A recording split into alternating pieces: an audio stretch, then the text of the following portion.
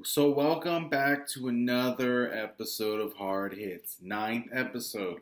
We haven't got canceled yet. That's good news. So with that said, we're here to review week 8. Now, I apologize. I'm not cleaned up today. I don't have my contacts in, and I'm wearing the New England Patriots hat. Why, you might be asking? Because as soon as I am done here, I am flying over on a PJ to Baltimore to catch the Patriots-Ravens game. So I'm very excited. The commissioner was able to make this happen so I can see my team. Spoiler though, I do feel like it's going to be my team, the New England Patriots, going up against the San Francisco 49ers in the Super Bowl. That's my spoiler. I don't want to ruin the rest of the season for you. But I do want to get into the 7 matchups that we had this week. What did we learn from the 7 matchups that happened this week? We learned that it is just still fucking clustered. That's for damn sure. Like, we didn't learn anything. Some teams are still fighting. And then there's a couple of teams that we know that they're pretty much done. So with that said, we are going to take a look at our first matchup of the week. And I'm sorry, before we take a look at the first matchup of the week, we talked about last episode all the trades that went through. And we talked about the movement that was going to go on if there's going to be a last-minute trade within the 24-hour period. So with that said, there was a trade. It was a very close, hit the deadline. It actually it was submitted before the deadline of midnight Pacific time.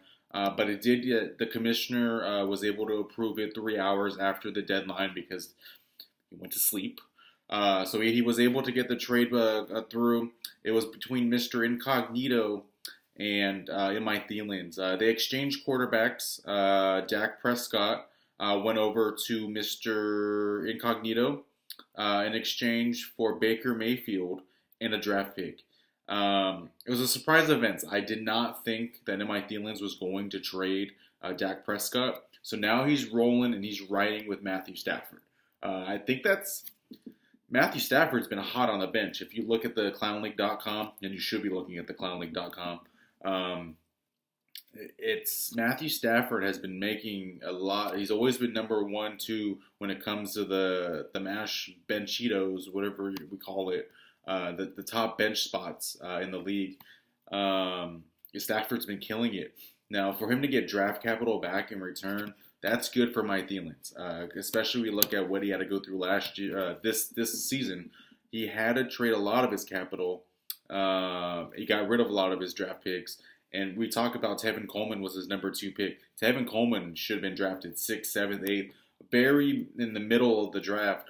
But for him to be his number 2 pick, that says a lot. Now, considering I clowned on Tevin Coleman for the beginning of the season for the most part, and look at what that man's doing now. So it's a rough turn of events for him to trade all his puzzle pieces last season, entering this draft, and seeing what he's been doing now. A lot of good things Ricky's been putting on the paper. Lucky Ricky, that's what we keep on calling him. For him to get draft capital is great, but I didn't think he was going to trade Dak Prescott. That's for sure. Now, we take a look at our matchups. The first matchup we're going to take a look at is probably the matchup that the closest matchup at the end of the day. We had Trash Season, who was going up against Pop. A matchup Pop needed to win. Pop's been reeling as of late, though. Remember, he lost 4 straight matchups. He finally got it back in the win book. The schedule didn't lighten up, though. That's for damn sure. Trash Season, it's been untouchable for the most part. Made a trade.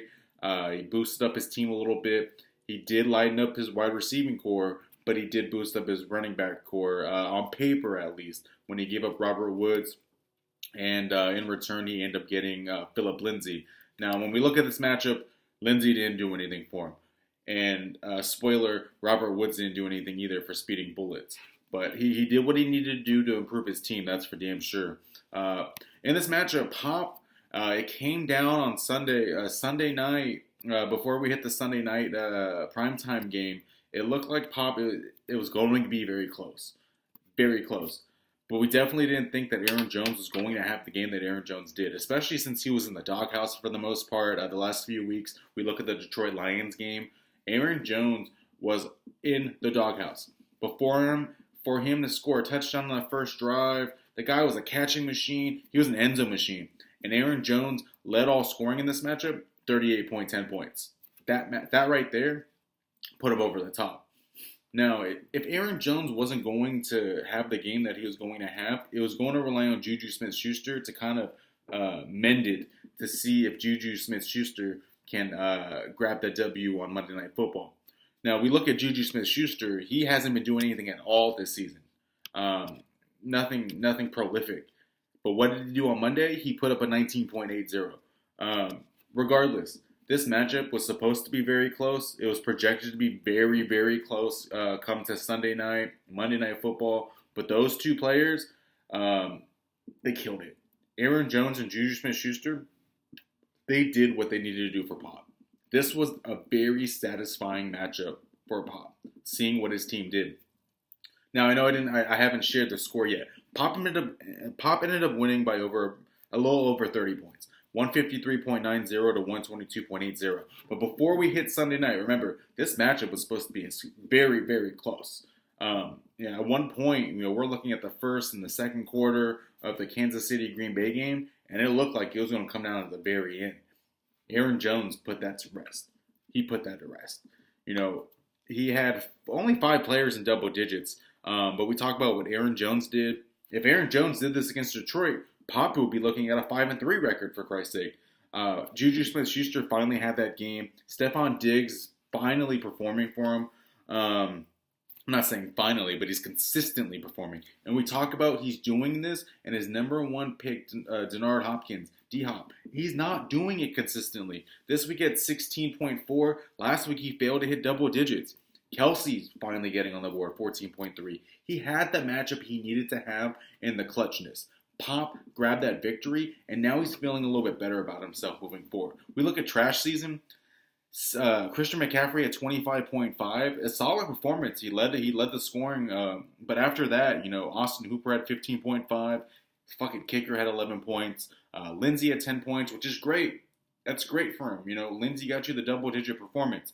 But then we look at all the, Kyler Murray only had 7.1. You can't have that as your quarterback. Keenan Allen only had 8 points, and that's one of your top picks. John Brown, 7.9. Samuel, 7.6.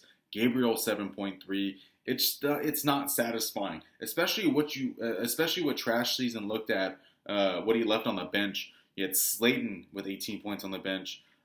Josh Allen, 18.2 on the bench. The Titans defense, 12 points on the bench. Those moves right there, when we look at the difference, if he slotted them in the right place, that would have grabbed him the W. Pop's not in the best position either, though. I mean, it's a satisfying win when you get the right people doing the right things at the right time. But Derrick Henry, 6.8. You started Kirk Cousins, 8.6. Like, you should be pressing the panic button a little bit, at least inside. Matt Ryan, that was your leading quarterback. And now Kirk Cousins is coming back to reality, it looks like. Josh Jacobs, the man you traded for, failed to get to double digits at 9.1. The Bears defense has not been doing it the last 3 weeks. 4 points. Zerline only 5 points. Those are your bread and butter. So, I mean, it's great to grab the W where you can. You put up 153 points. That's great. But now we got to look at moving forward. Is this team really sustainable? Trash season, did he give up a little bit too much as well? Did he, when he traded for that, when he traded for Lindsey, did he expose his team a little bit? Is the wide receiving core that really average now instead of above average when we looked at the team before? Those are the questions that are rising now. Pop's team is definitely stepping in the right direction. They're 4-4 right now. They're with the rest of the 4-4 teams, which is just the jambalaya of fuckery, as I call it. Trash season, sitting at 6-2. He's fine. But the problem is, the trade that he made and then losing Kerryon Johnson, where does this team really sit moving forward? Now, he's got a good two-game cushion for the rest of the league. But where does this team really sit? Where do we see this team really sitting at the end of the day is the question. And that's a question I can't answer. This team, we're sitting at week 8, week 9. about 5 more weeks of football left until we hit the playoffs. There's definitely a lot of defining moments that are going to shape both of these teams, that's for sure. The next matchup we're going to take a look at is Speeding Bullets, who is going up against the Elite. We talk about the Elite. We already know what kind of team the Elite is. The Elite is taking a knee.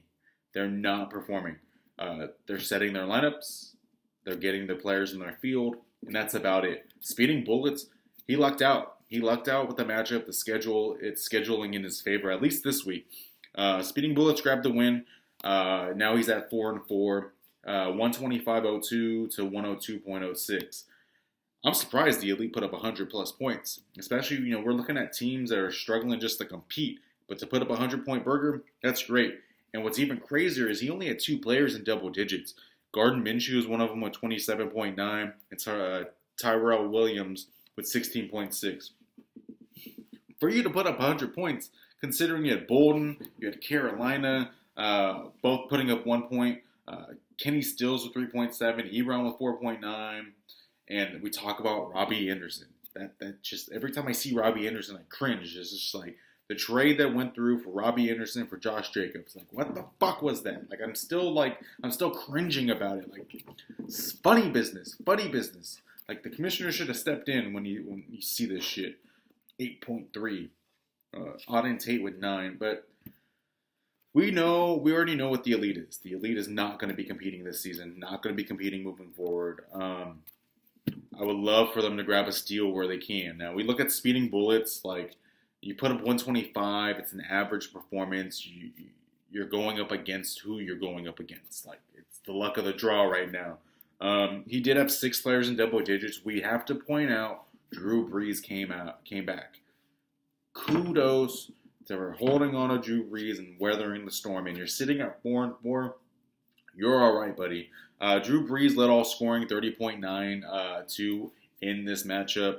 We look at Joe Mixon, finally got on the board, had a better performance with 15.7. George Kittle had a better game, 12.6. Freeman, 12.2. The Los Angeles Rams with 12 points. And then Joey Bosa with 11. Great performances.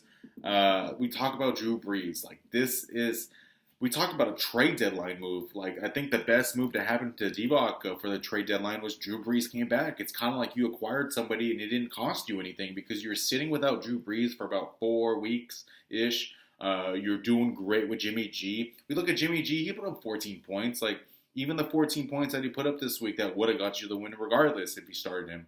So, I mean, you weathered the storm perfectly. And for you to have Drew Brees in action and doing what he did in his first game back, like, you should feel really good about your team. Now, the other hand, D.D. Westbrook, he got injured. That's a 0. You can't get knocked on that. You started Zach Pascal at 1.1. Luck of the draw on that, right? Now, I think the biggest question mark is the Robert Woods move. He only had 5.2. It's just with the quarterback inconsistency with Jared Goff, and I didn't think Robert Woods was the man anyway over on that team. But that's on you. You did give up Philip Lindsay, who wasn't doing anything for your team in the first place. So I think it was a good trade. You did get Walton in return. So you actually got another starting running back in return. So it worked out for you. I just don't think Robert Woods is going to do a lot of good things for your team.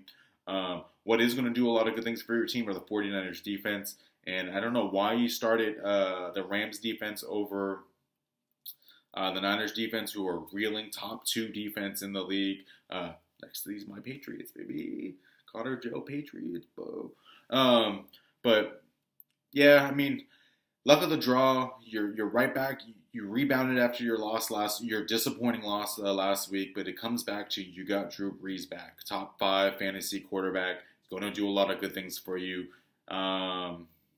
But I really can't scale this matchup. The Elite is not going to be any type of competition for anybody right now at this time of the year. And if they are a competition to anybody, that's bad news for the rest. If you lose the Elite, that's bad news on you. Now, with that said, we're going to take a quick break. When we come back, we've got 5 more matchups to go through. Connor Joe, hard hits.